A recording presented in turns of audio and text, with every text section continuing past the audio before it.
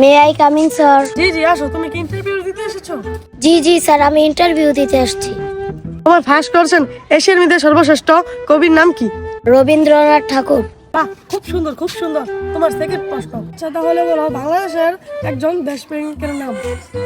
আছে তো অনেকজন, যেমন শেখ মুজিবুর রহমান।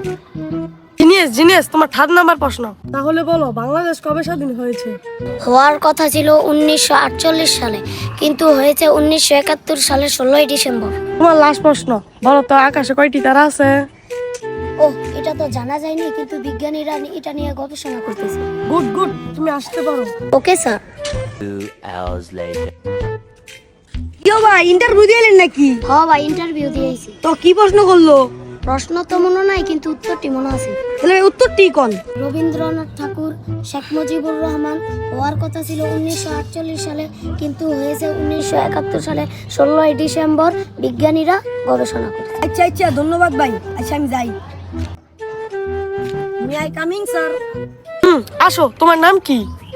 রবীন্দ্রনাথ ঠাকুর। তোমার বাপের নাম কি? শেখ মুজিবুর রহমান। তুমি জন্মগ্রহণ করেছো কবে? হওয়ার কথা তো ছিল 1948 সালে, কিন্তু হয়েছে 1971 সালের 16ই ডিসেম্বর। তুই কি বেটা পাগল হয়ে গেছো? এটা এখনো জানা যায়নি, এটা বিজ্ঞানীরা গবেষণা করতেছে।